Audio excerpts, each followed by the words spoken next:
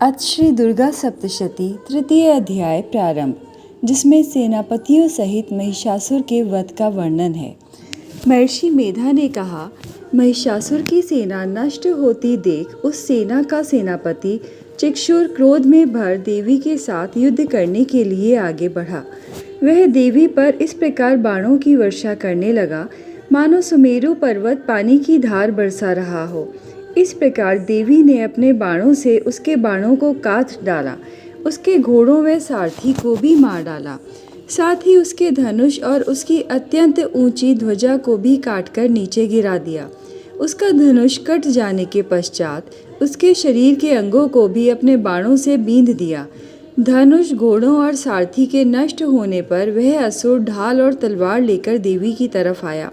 उसने अपनी तीक्ष्ण धार वाली तलवार से देवी के सिंह के मस्तक पर प्रहार किया। बड़े वेग से देवी की बाईं भुजा पर वार किया, किंतु देवी की बाईं भुजा को छूते ही उस दैत्य की तलवार टूटकर दो टुकड़े हो गई। इससे दैत्य ने क्रोध में भरकर शूल हाथ में लिया और उसे भद्रकाली देवी की ओर फेंका।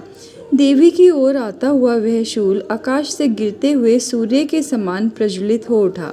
उस शूल को अपनी ओर आता देखकर देवी ने भी शूल छोड़ा और महाअसुर के शूल के 100 टुकड़े कर दिए, साथ ही महाअसुर के प्राण भी हर लिए। चिक्षुर के मरने पर देवताओं को दुख देने वाला चामर नामक दैत्य हाथी पर सवार होकर देवी के साथ लड़ने के लिए आया। उसने आने के साथ ही शक्ति से प्रहार किया, किंतु देवी ने अपनी हुंकार से ही उसे तोड़कर पृथ्वी पर डाल दिया। शक्ति को टूटा हुआ देखकर दैत्य ने क्रोध से लाल होकर शूल को चलाया, किंतु देवी ने उसको भी काट दिया। इतने में देवी का सिंह उछलकर हाथी के मस्तक पर सवार हो गया और दैत्य के साथ बहुत ही तीव्र युद्ध करने लगा। फिर वह दोनों लड़ते हुए हाथी पर से पृथ्वी पर आ गिरे और दोनों बड़े क्रोध से लड़ने लगे। फिर सिंह बड़े जोर से आकाश की ओर उछला और जब पृथ्वी की ओर आया तो अपने पंजे से चामर का सिर धड़ से अलग कर दिया। क्रोध में भरी हुई देवी ने शिला और वृक्ष आदि की चोटों से उदग्र को भी मार दिया। कराल को दांतों, मुक्कों और थप्पड़ों से चूर्ण कर डाला।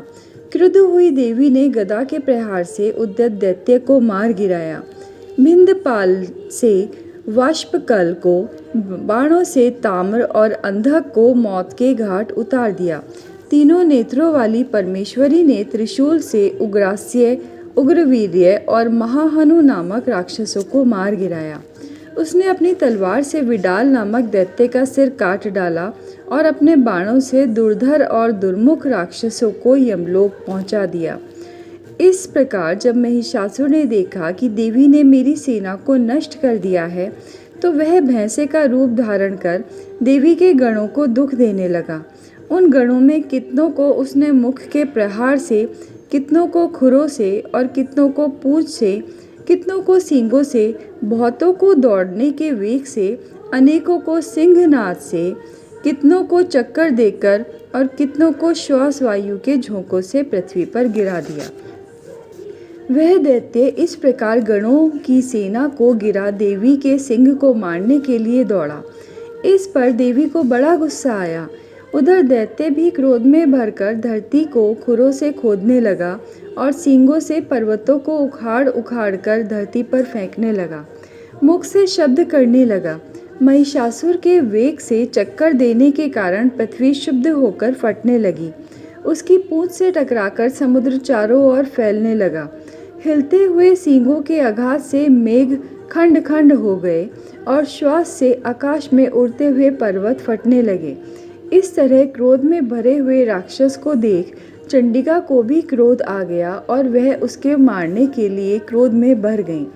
देवी ने पाश फेंक कर दैत्य को बांध लिया और उसने बंध जाने पर दैत्य का रूप त्याग दिया और सिंह का रूप बना लिया। जो ही देवी उसका सिर काटने के लिए तैयार हुई कि उसने पुरुष का रूप बना लिया, जो कि हाथ में तलवार लिए हुए था। देवी ने तुरंत ही अपने बाणों के साथ उस पुरुष को उसकी तलवार ढाल सहित बींध डाला। इसके पश्चात वह हाथी के रूप में दिखाई देने लगा और अपनी लंबी सूंड से देवी के सिंह को खींचने लगा और गर्जने लगा। देवी ने अपनी तलवार से उसकी सूंड काट डाली।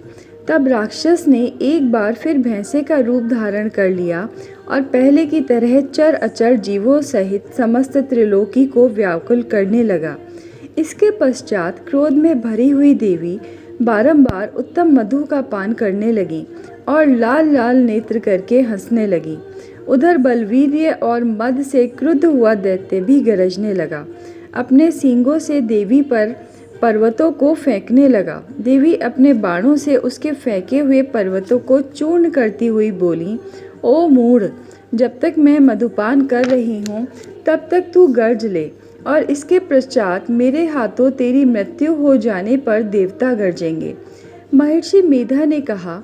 यूँ कहकर देवी उछलकर उस दैत्य पर जा चढ़ी और उसको अपने पैरों से दबाकर शूल से उसके गले पर आघात किया। देवी के पैर से दबने पर भी दैत्य अपने दूसरे रूप से अपने मुख से बाहर होने लगा। अभी वह आधा ही बाहर निकला था कि देवी ने अपने प्रभाव से उसे रोक दिया। जब वह आधा निकला हुआ ही दैत्य युद्ध करने लगा तो देवी ने अपनी तलवार से उसका सिर काट दिया।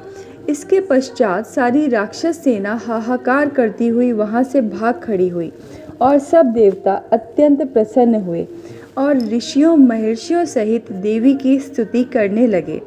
गंधर्व राज गान करने और अप्सराएं नृत्य करने लगीं। इति श्री तृतीय अध्याय समाप्तम।